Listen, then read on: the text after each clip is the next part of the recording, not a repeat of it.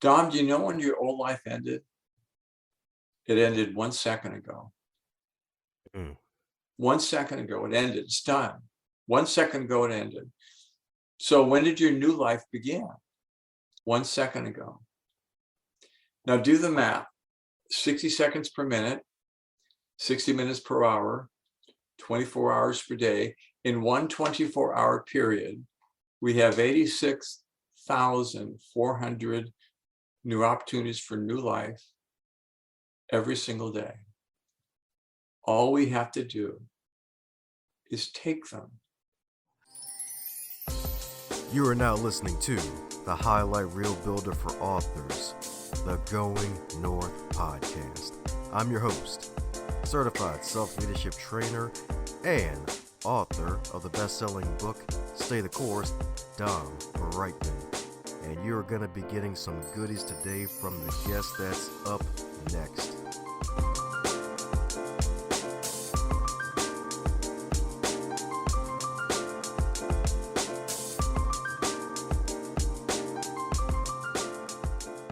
Today's episode is sponsored by yours truly, Dominic Dom Reitman's wonderful book, Stay the Course, The Elite Performer's 7 Secret Keys to Sustainable Success. Grab it on ebook, audiobook, or paperback book and share this gift to your friends, family, heck, even no matter what season it is, for that wonderful person in your life that needs to advance their next level in their career or just needs a quick pick-me-up to get through their day and beyond to thrival level. Now let's get on with the show. And today on the Highlight Reel Builder for Authors, known as the Going North podcast, we got one heck of a super special, awesome human for you today because, my goodness, not only is today's author a fellow author, he's also a speaker, radio host, and mentor to individuals and organizations worldwide. And to top it all off, my man's got a bachelor's degree in zoology from San Diego State University, as well as a master's of science degree in information, and has been a college professor and educational dean in Northern California for over 20 years. My goodness, folks. So let's give it up for the man who's going to help us to make our minds our greatest mentors, the sensational superstar himself, Stephen Campbell. How you doing today, Steve? Good, Dom. How are you? Doing great. It's honored to have you on, man. Good. Making our Thank minds. Yes, thank you for having me. Yes, it's a pleasure to have you. I get very passionate about talking about this because what we've learned in the last 60 years or so, since the early 1960s, has been so exciting. I think it really began with a little book called The Guide to Rational Living back in 1961, written by Dr. Albert Ellis and Robert Sherman. Dr. Ellis was one of the founders of cognitive psychology. And what he suggested back in 1961 is that everything we can do today is primarily based on what we say to ourselves about ourselves today. Now, that seems pretty obvious, but back then it wasn't. Psychology said, no. The way you are today is based on your childhood. And unresolved childhood conflicts. Of course, that was Freudianism. That was followed by behaviorism. Dr. B.F. Skinner out of Harvard, who said, no, the way you are today is based on cause and effect. That was followed by a group said, no, it's on your genes, which is obviously wrong because we're far more than our genes.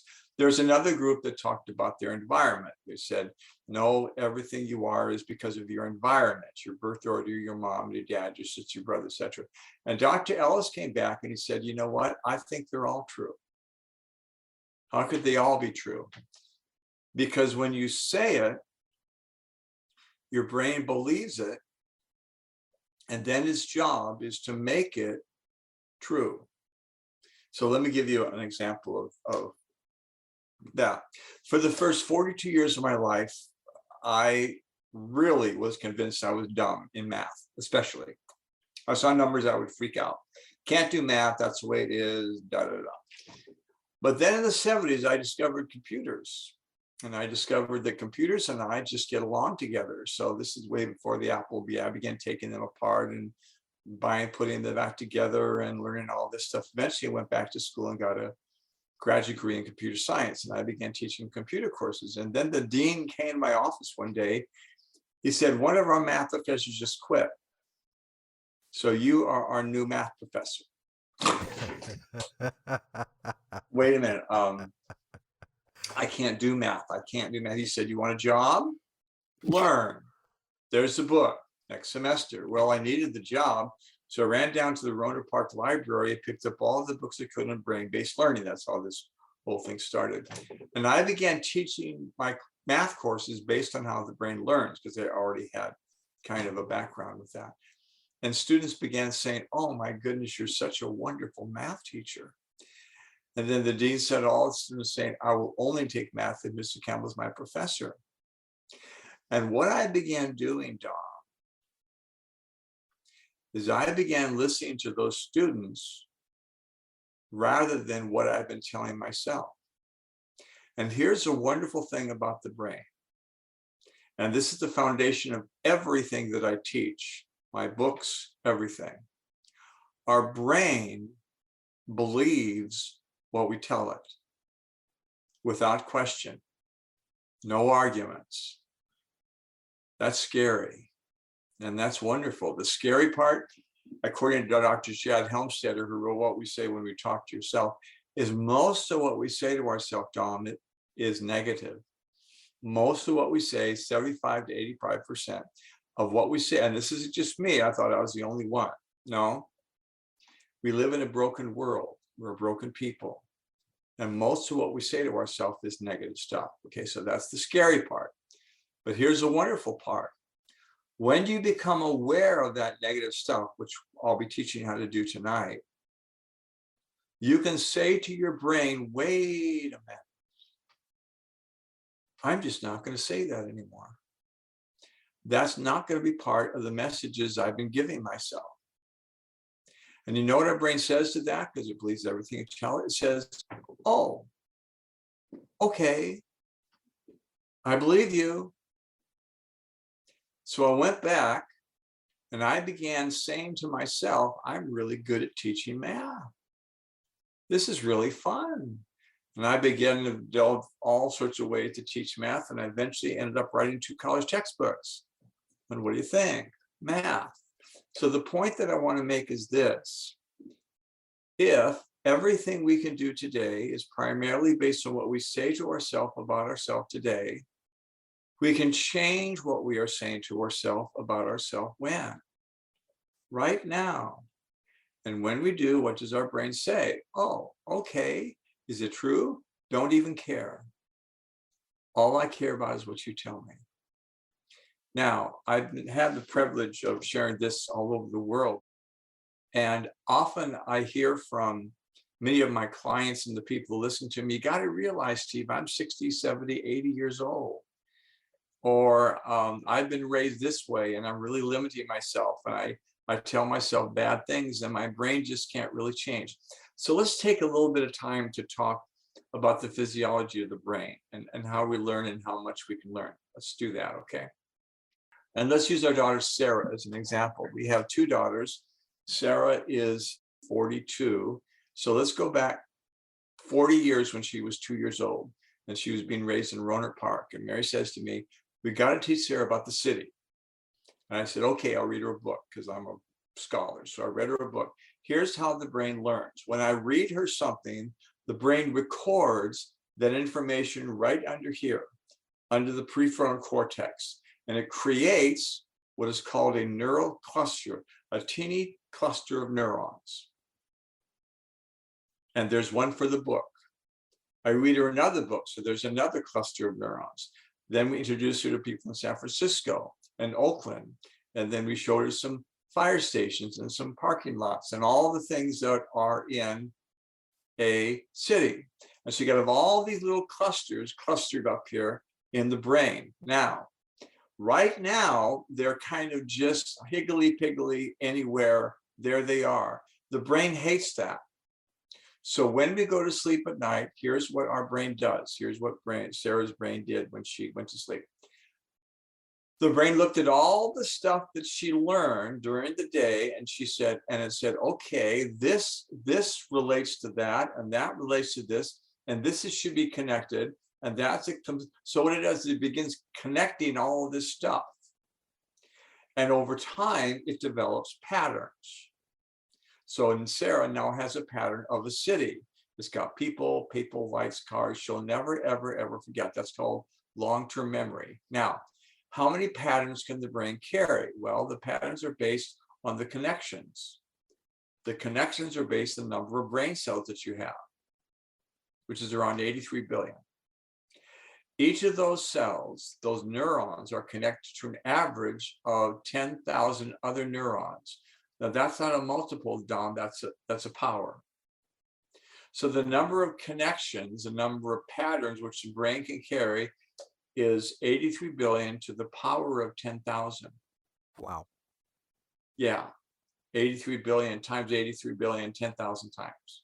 Wow. Dr. V.S. Ramachandran, who wrote Phantoms in the Brain from UC San Diego, says on page 8 that neuromathematicians have calculated the number of patterns which the human brain can carry basically exceeds the number of elementary particles in the universe. There's really no limit, but you know what there is. And here's what I want to tell your listeners. The one limit that we have is this.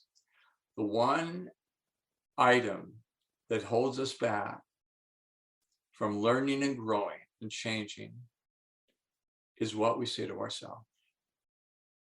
It's our self-talk. So let's go back to math. I said to myself, I'm really dumb. And my brain said, yeah, you really are. And then when I was 42, because I had to, I started teaching math. And I discovered that I'm not dumb. And I discovered that I can really do some amazing stuff. Now, here's the exciting part. When I began giving myself new messages about myself, the brain kicked in and began rewiring itself. That's called neuroplasticity. And what the brain does is you give it new messages, and the brain takes those messages, records them, rewires itself so the new messages become a part of who you are. That's when it starts getting exciting. So let me give you another story, because the stories are the best way to explain this. My father died when he was very young. He never took care of himself physically. And as we were driving away from Mercer, this is back in 1976, as we were driving away, Mary said to me, if you die early, I'll kill you. I said, oh, okay, because I don't want to be a widow for 40 years like your mom's going to be, which she was. And I was about 40 pounds more than I weigh now, which is around 200. So I said, okay, I need to lose this weight. So I got up and ran and swam. And I'd lose maybe 2 or 3 pounds in a week and gain it all back on the weekend. Here's the reason I did that for 20 years. Here's the reason I could not lose the weight at first. It wasn't because I wasn't really trying. I really was swimming and running and all that sort of stuff. It was because of what I was saying to myself. I would look in the mirror of our bedroom and I would say to myself, you are a 240-pound man who's got to lose 40 pounds. When I said you are a 240-pound man, what did my brain say? Oh, okay, I believe you. And my job is to keep you at 240 pounds because that's how you see yourself. And it did for 20 years. And after 20 years, I said, well, this really sucks. This is really horrible. I want to lose this weight and it's not working. So I began studying all of this stuff. You can see my books in my library here. And I began realizing I was giving myself the wrong message. So I switched the message into what is called an affirmation. An affirmation is not new age or magical. It's simply a statement that you make about yourself that you lock onto. So the statement that I made was, it was such a long time ago, but something like, you weigh only 200 pounds, you look so great and thin, and I love the way you look. Something like that. Okay, now, when I first said that, my brain freaked out. It said, wait a minute, excuse me, reality check here. Look at the scale, look at the mirror. You don't weigh 200 pounds, you weigh 240. And that's when I said to my brain, I'm the boss. What I say goes. and I'm locking on to 200 pounds. And after a few days, the brain realized he's really serious about this. So then the brain said, okay, now we've got a problem because you're saying you're 200, you're 240. We got to get rid of that 40 pounds. And then we get into what's called Gestalt psychology, which really began in Berlin in the last century. Gestalt psychology simply observes that the brain hates gaps. So now we have a gap between what I'm saying and what I am. I'm saying I'm 200, I'm 240. The brain says we got to get rid of this gap. Now, the first thing the brain wants to do is to give up. The first thing the brain wants to do is say, give up. You'll never lose this weight. You tried for 20 years. It doesn't work because, and here's another principle that's really important to understand. Your brain doesn't want you to change, Dom. The brain hates change. The brain doesn't want us to change because change always involves a risk. It involves something different. It may not work. And the brain's job is to keep you safe. So when you start talking about change, the brain says, no, no, no, no, no, I don't want to change. I don't want to lose this weight. I don't want to make any more money. I don't want to, because that's different. So what we do is, rather than using the word change, we use the word replace. I'm replacing what I have been saying to myself. I have been saying to myself, I'm 240, and I'm replacing that with I'm 200. I lock onto it. The brain does the same. And over time, the weight comes down. Now, let's get into self-images, because this is really a part of it also. All of this relates to our self-images. Notice I didn't say self-image. We have thousands. I don't know. I've never seen a study, but we have thousands of self-images. You have a self-image for every single thing that you can do. You have a self-image of how you see yourself as an athlete, as a radio host, all these things. I have a self-image for how I see myself as a father, as a grandfather, all these things, okay? Now, our self-images are learned. You weren't born with them. Now, you were born with certain natural dispositions, Don. I was born a natural teacher. I've always been a teacher. Does that mean I didn't have to learn how to teach? Of course not. I had to learn how to teach. But it's my natural joy. I just love teaching. When I was a kid, I used to put rocks in my backyard pretending I was teaching them. I was a weird kid. Okay. So we have all these self-images, and we're replacing them with new self-images. So let's go back to the weight. So I lost all this weight. Okay. I have a new self-image of being 200 pounds. There is still a self-image in my brain of being 240. It's still up there somewhere. How do I know? Because I've never had a lobotomy. So it's still there. And I could go back to it anytime I wanted to and eat like a 240-pound person. However, every single time I eat a meal like a 200-pound person, or exercise or swim, that self-image of being 240 goes farther and farther back into my brain. Okay, that's exciting.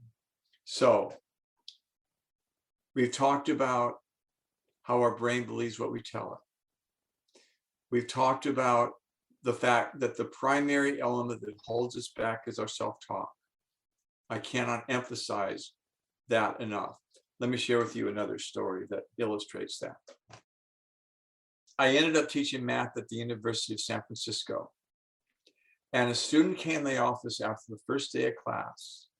She was really shy. She said, Mr. Campbell, I'm really glad you're my professor because I am a C student in math. I said, what do you mean, Sue? She said, I have never gotten above the C in a math test. I'm a C student. I said, well, believe it or not, Sue, I used to be that way. So I worked with her. She got an A in the first midterm. I gave her the test, and she absolutely freaked out. She went, and then she said, oh, Mr. Campbell, this is a mistake. What do you mean, Sue? She said, I have never gotten above a C in a math test. You must have made a mistake.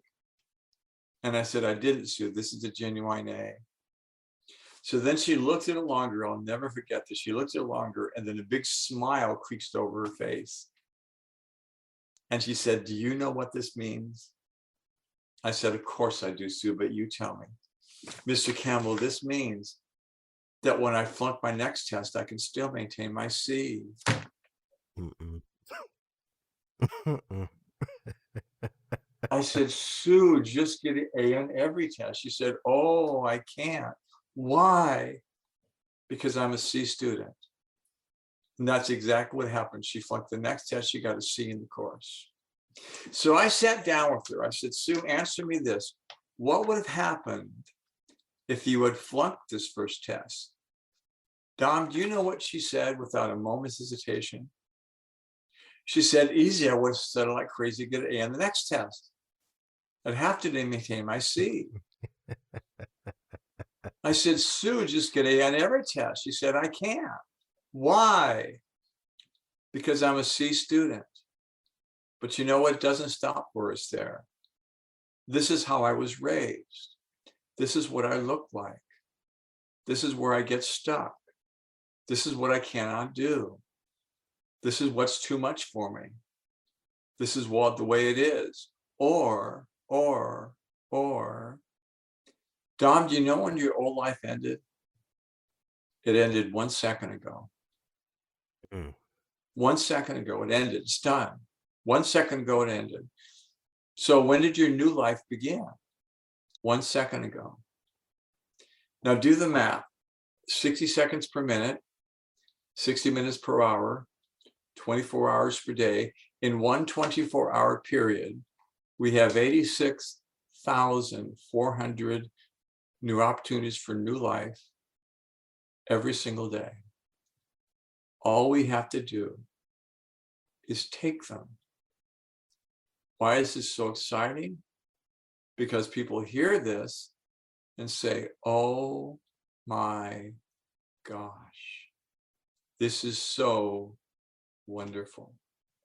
Now, let's take it further. We've talked about our brain, its ability to learn. We've talked about our self-images, the fact that our self-images are learned. We can create new ones by replacing what we're saying.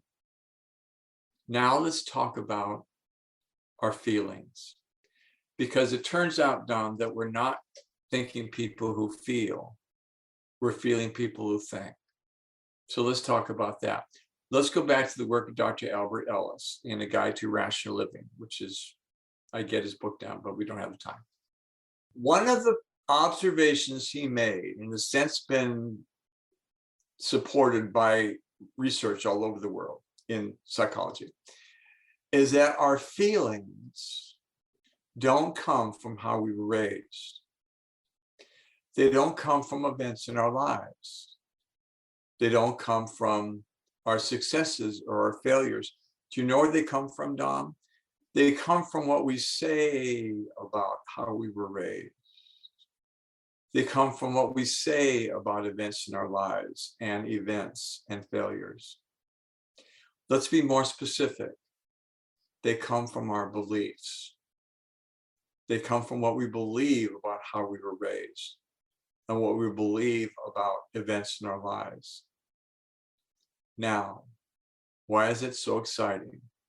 Because we can replace what we've been saying. We can replace what we've been believing. Is it easy? Of course not. Because some of the things we've been believing all of our lives. But over time, we can replace them. So let me give you another example. Mary and I were married 50 years ago. And on our wedding morning, first of all, I was amazed at how beautiful Mary is. I'd never had a woman sleeping in my bed before. That was a newie. And Mary is just as beautiful today as she was 50 years ago. And I woke her up at 5 in the morning on our wedding morning. And I said to her, you are so beautiful. Do you know what she said? She said, Steve, it is 5 o'clock in the morning. I am not beautiful at 5 o'clock in the morning. But you know what happened, Dawn? She said that for the next 10 years of our marriage. I would tell her how beautiful she was, and she would say, oh, I'm not, I'm not, I'm not. Here's the sad thing about that. When she would say, I'm not, I'm not, I'm not, Dawn, what did her brain say? Oh, okay. And she kept saying that, like she had been saying for the first 35 years of her life. And her brain rewired itself to where she was absolutely convinced she was very unattractive. So after about 10 years of being married together, and my continually saying how beautiful she was and her continually denying it, one Saturday morning, I didn't wake her up. I learned by that time, don't wake her up. There you go. I learned that. That's why we're still married. She woke up and I said to her, I said, my prayer, Mary, and I pray for this every day, is that you understand and see how beautiful you really are. And she looked at me and she said, you know what? We've been married for 10 years and you've never lied to me. And yet every single time I tell you I'm not beautiful, I'm calling you a liar. Why would I want to do that? So, honey, if you think I'm beautiful, then I am. And what did her brain say? Oh, okay. And then what happened was she locked onto that. And when those negative messages would come up, like they always were before, she would say, no more. I'm not accepting that. I'm not going to let that into my vocabulary. I'm not going to let that into the messages I've been giving myself. I'm not going to let it happen. Her decision. That's why they call this cognitive psychology.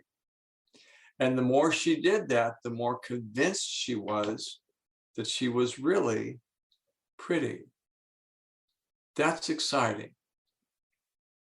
That's exciting. So let's go back a little bit. We've learned the brain is amazing in terms of you're learning new things and growing and changing. We've learned that it believes everything you tell it without question, no arguments. Now, another question that really does come up after I say that is, well, what if what you're saying is not true? I mean, that's a really valid question. What if what you are saying is not true? I mean, does that mean if you just say, I can go to the moon, you can go to the moon? What if you're saying is not true? You know what? There's a wonderful book that was written by Dr. V.S. Ramachandran called Phantoms in the Brain out of UC San Diego. And phantoms refer to phantom limbs that have been amputated. And a patient will go into a doctor's office and say, you got to help me. I can't do a thing with my arm. The doctor may say, well, it could be because I cut off that arm 6 months ago. And the patient says, well, you didn't tell my brain that. My brain still thinks it's there. My brain wants to pick things up with it.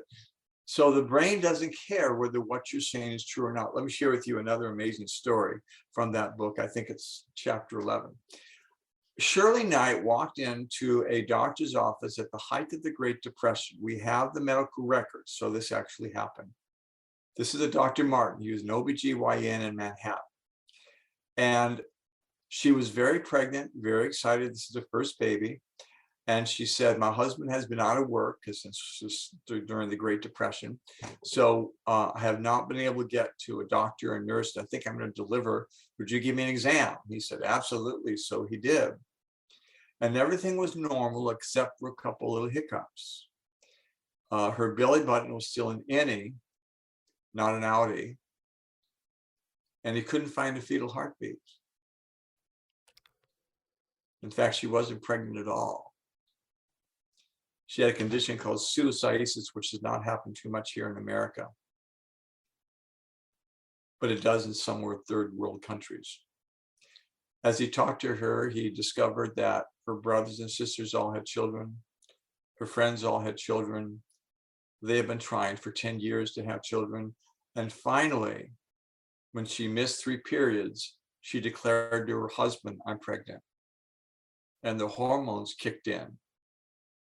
And she got the big belly and the big breasts and the abdominal fat, the whole thing, but she wasn't pregnant. So gosh, what does Dr. Martin say to this person? Does he say, well, you've been crazy for the last 9 months? He didn't want to say that.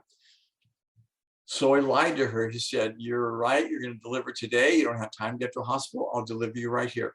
I've got everything you need, warm blankets, warm pillows, RNs, everything will be set. We'll get you all set up. So we got her all set up. It gave her a little bit of ether just to relax her and got her with the warm pillows and the warm blankets. In fact, she got so relaxed, she fell asleep for a while. And when she woke up, he was right there with her. And he said, I'm so sorry, but we lost the baby. And we did everything we could, and we just couldn't save it. Well, of course, she was crushed. But the medical records indicate that as soon as he said that, her tummy began going down. And she went home and she bounced into his office a week later, just as big as before. And she declared, doctor, you forgot to deliver my twin. Our brain believes everything. So I want to conclude our talk in just a few minutes with how you can apply that to your lives. So let's go back to our feelings. How can you apply what I just taught about that to our lives? Let me give you a couple of examples. I was teaching at a particular college and I was the evening dean. So I would teach during the day, take myself out to dinner, come back, run the evening school. And one day when I was leaving to take myself out to dinner, the receptionist said, your wife's on the phone, your wife's on the phone. And I picked up the phone. Have you ever picked up the phone, you know something's wrong? You just know something's wrong. It's just kind of electricity out there. You get Mary near a phone, she talks, well, she wasn't talking. So I knew there was something wrong. So pick up the phone, waited her for say, she didn't say anything. And finally I said, hi, what's going on? And she said, I just walked out of the doctor's office. I have cancer and I need you home. I need everybody home. I need the daughters and everybody else. So all of our daughters and their husbands, we all came home, spent the day together, replanning our lives. Mary will be out of work for probably a year. Radiation, chemotherapy, all the stuff that goes with cancer. And we talked about it and cried and laughed and drank and ate and drank and cried and drank and all the things that you do when you're dealing with really, really, really hard stuff. And then our daughters went home and Mary and I talked about this into the night, and then she went to sleep. I went to my office and I picked up a couple of books. One, of course, is the Bible. The other one was a book titled Learned Optimism by Dr. E.P. Seligman of the University of Pennsylvania. You know who he is. Dr. Seligman has been studying positive psychology for years and years and years. And he has especially been discovering optimism. And what do optimists do when dealing with really, really, really hard stuff? It's easy to be optimistic when things are great, but what do you do when things are really, really, really hard? So here's what he learned. Optimists do three things when dealing with really, really, really hard stuff. Number one, they isolate it. So let's go back to Mary and I. So Mary and I talked about our life over the next year and the changes we're going to have to make. And we looked at the cancer. We said, here's the cancer. And it means being sick to your stomach every morning, perhaps losing your hair, all these other things, reconstructive surgery, the whole thing. But the cancer is not the only thing in our lives. There's other things in our life that are just as real. Like we live in Sonoma County, which is the prettiest place in the world, in California. Our daughters are married to men who love them even more than we do, which, what else could you want? We have been married for 40 years and we love each other so very dearly. So we made a decision. We said, we are not going to allow this cancer to be an umbrella over the rest of our lives. We're going to isolate it. And we're not going to pretend it's not there. because you can't do that. But there's other things in our life that are just as real. So that's number one. Number two, optimists temporalize it, which means, what does that mean? That means they say, okay, life is a moving picture. Life is always changing. In one sense, everything is temporary. I can guarantee you, Dom, that tomorrow is going to be different from today. In fact, I can also guarantee you that tomorrow will be nothing even closely related to today, because that's the way life works. So what optimists do is they say, okay, what is true today will not be true in some areas tomorrow. Yes, the cancer will still be there, but other things will be different. So what we said was, okay, let's lock on to that. Let's lock on to Mary being cancer-free in 1 year. Based on what? Based on what the doctor said. But that had to come up here. It had to come up here. We had to lock onto it like a rock in the road. Let me give you another story. When I was very young, my father taught me how to ride a bicycle. And he took me out to this road and took the training wheels off. And he said, now, Stephen, before I give you a little shove, you see that rock on the road about 50 feet? Yes, Daddy. Don't run into that rock. And you already know what happened, Don. I got down on the bike, eyes locked onto the rock, pedaling like mad, so I would not run into it. That's the way our brain works. Our brain locks on to what we lock onto. So what Mary and I locked onto was that she would be cancer-free in 1 year. So number one, you isolate it. Number two, you temporalize it. Number three, you also realize I can always change the way I think. I can't tell you how powerful that is. I can always change the way I think, hour by hour, day by day, week by week. So when Mary first had the cancer, she was devastated and she blamed herself. She said, if I hadn't gained this weight, if I had exercised more, if I had eaten more fruits and vegetables, etc., I wouldn't have got the cancer, which there's no study that necessarily shows that, but she was convinced. She was absolutely convinced of that. And we had to talk about that, pray about that a lot. And finally, she woke up in the middle of the night, a few days later, touched my shoulder, and she said, you know what, Steve?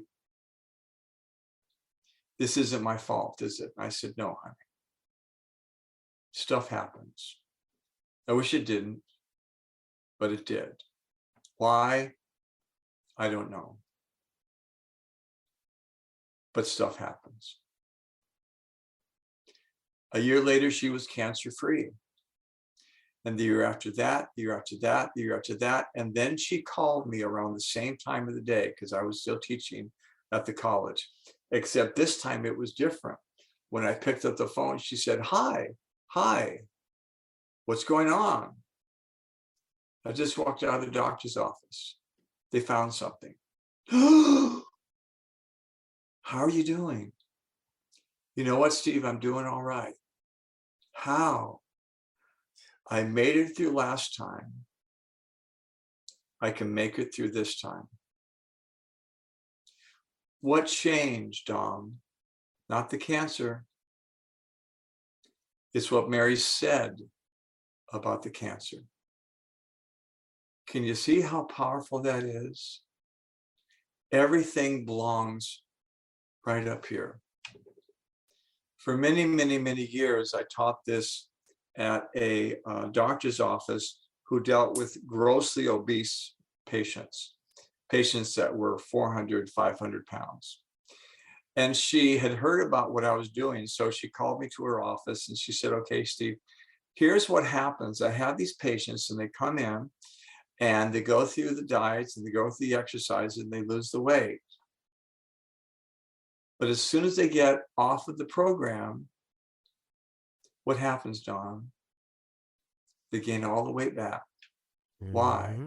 Because they haven't changed how they saw themselves up here.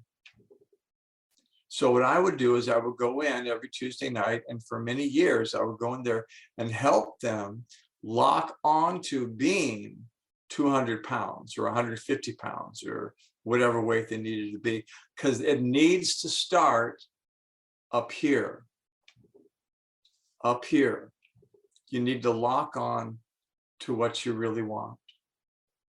Wow. Okay, so let's go back, okay? So we've learned how the brain believes you tell it. We've learned how the brain has really no limit to how much you can learn and grow and change.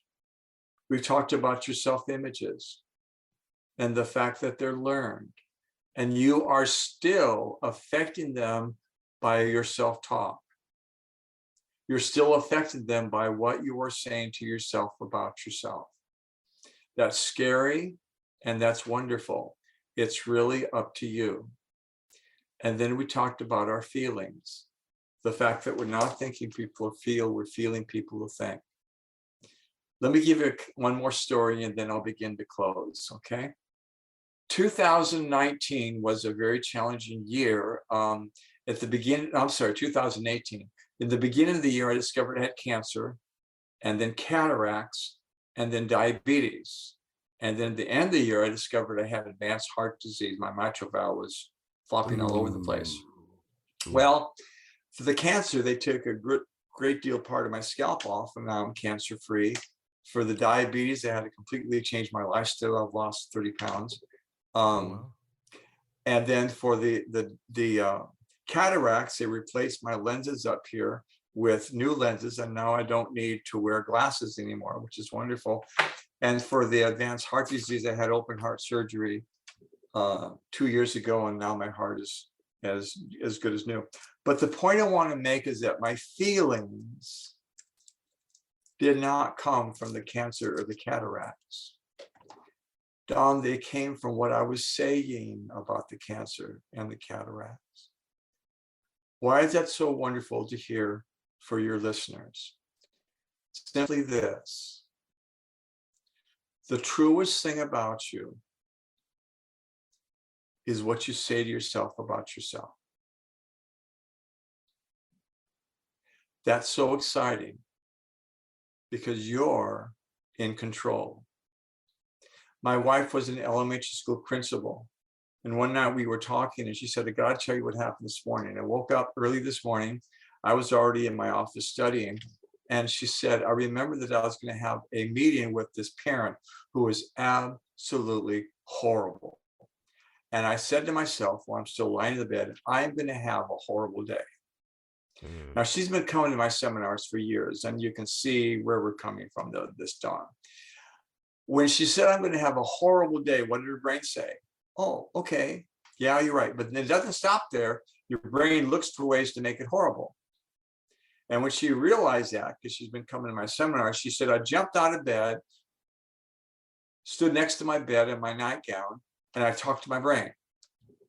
And I said to my brain, look at brain, I'm in control. And the brain was kind of bouncing ethereally in front of her, and the eyes got really, really big. And the brain said, oh, okay, you're right. And I'm going to have a great day. Do you understand that? I certainly do. And first of all, the parent never showed up, which was great. And she said, I had one of the best days I've had for months. And she said, the message is that you really are far more in control, not completely, but far more in control than you think you are. Now, let's wrap this all up and let's apply it to our lives. And let's apply it in two applications. One is when you do something really, really, really, really well. And the other one is when you mess up. And that pretty much covers everything, okay? So let's talk about when you do something really, really well. A study came out of Stanford back in 1975 called the effort effect. You can Google that if you want to. And what they discovered is that most of us pass over our successes too quickly, too lightly for them to ever become a part of our self-image. Say that again. Most of us pass over our successes. So when someone says, good job, we often say, oh, not really. Could have been better. Thank you very much. I was part of a team. That's egotistical. I'll do better next time. Thank you. But now, really, no. Okay. Based on what we said this evening, when you say no, what's your brain going to say? No. Okay, you're right. And those compliments fall to the floor, which is not only sad, but what a waste. So let's look at a new way of thinking. From now on, when someone says, good job, you look at them and you smile and you say, thanks, I know. Now, I was down in Huntington Beach in Southern California many years ago, teaching this to about 300 Kaiser physicians on an all-day seminar. And when I said, thanks, I know, the whole ballroom just broke up and roared with laughter. But they loved me, Dom. They loved me. They bought my book. They bought my seminar. They bought my audios. It was amazing. When I was driving back to LAX, I was so excited. I almost drove out the freeway. So I stopped by a Chevron and got a tuna sandwich and a Coke. And when the car was gassing up, I looked at myself in the passenger mirror and I said, you are the most amazing speaker. And what did my brain say? My brain said, oh, okay, yeah, you really are. But now let's look at the work of Dr. E.P. Seligman, again, out of the University of Pennsylvania. He observes that not only does the brain say, yeah, you're right, the brain also says, and Steve, you could even be better. You see what happened, Don? It opened up the gate. And I began saying, you know what? If I'm so good with this, I bet I could be doing good with this.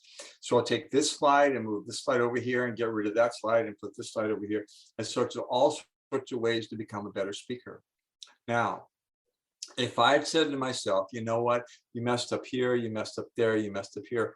What would have happened to the gate, Dom? Slam shut. So here's a new way of thinking for your listeners. From now on, starting with your new life that began 1 second ago.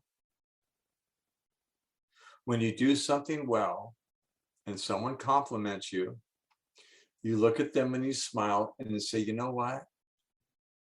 That makes me feel really nice. Thank you for taking the time to tell me that. And then when you get by yourself, you wallow in your success like a pig in slop. Wallow in it. And what's so wonderful about this is that you don't have to wait for someone else to tell you how amazing you are. That can come from you, and your brain believes it. Now, let's do one more and then we'll close. What do you do when you really mess up? What do you do when you make those big bonehead mistakes and you say, oh my goodness, how could I have been so stupid? Unfortunately, when you ask that question, your brain often says, oh, I know. Remember that dumb thing you did yesterday? Or that dumb thing you did a week ago, a month ago, a year ago? Remember how are you the slowest reader in the 3rd grade? That's what I told myself for many years. And we almost get off this list. Dom, we go down the list of all the dumb things we've ever done. Now, this is really important to understand. When you do that, your brain does not know that those events, those mistakes happened a week ago, a month ago, a year ago. The brain's recording them again, along with the feelings, but this time as if they happened when? Right now. And then you're carrying that stuff around. Here's what I want to tell your listeners, and I get teary-eyed when I'm in real audiences and I share this. You don't have to do that anymore. Starting when? Right now. So what do you do instead? Here's what you do. First of all, throw away the list. It's not good for you. It doesn't help you. And it doesn't build you up. Number 2, use 3 wonderful words. You know what the words are? The next time. The next time I'll do it this way. The next time I'll do it that way. When you say the next time, you're saying 3 things. Number 1, you're saying there is a next time. How many next times do we get, Don? Many as we want. Exciting. Billions, trillions, gazillions. That's so neat. Number 2, when you say the next time, you're saying, I'll never, ever give up. Ever. And the best for last. Number 3, when you say the next time, you're saying, you know what? I'm still making mistakes. I'm still failing sometimes. But just because I fail doesn't mean I'm a failure. Thomas Edison was asked how it felt to fail 999 times looking for the filament of a light bulb, which turned out to be thin platinum.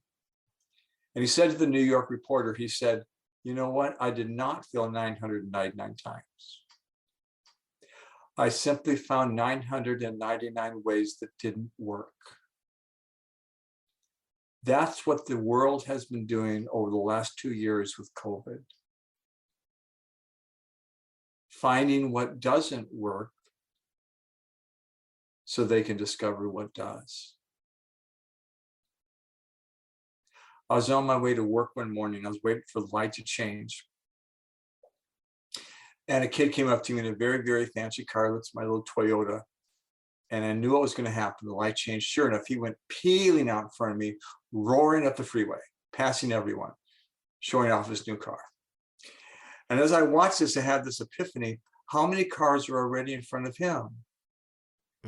Millions, Don. So how many cars are behind him?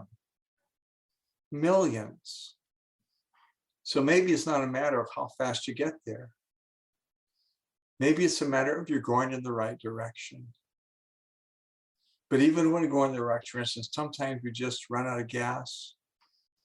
Sometimes we get a flat tire. Sometimes we even lose our way. But you know what's done? You can buy some more gas. You can replace the tire. You can get a map. And what's so wonderful is the brain just says, oh, okay. Is it true? Don't care. All I care about is what you tell me. You say it, I believe it. You lock onto it, you know what I will do? I'll do everything I can to make it true in your life. Now, what I've just done, Don, the last 50 minutes is I've summarized my book. And I've basically talked about how we can make our mind magnificent. The original title was Making Your Mind Your Mentor. And my publisher said nobody knows what a mentor is, so they changed it. I like my title better. A mentor is someone who sees more in you than you see in yourself. So, to get my book, simply go to Amazon and type in Making Your Mind Magnificent. It's also in Kindle, and it's also on Audible. And I've seen it change so many people in so many different ways. If you're interested in hearing more about me, my website is stephenrcampbell.com. And more importantly, if you would like to talk to me, you can email me. And my email is Stephen C. STEVENC at sbcglobal.net. And I would love to talk to you about this. Thanks, Tom, so much for having me.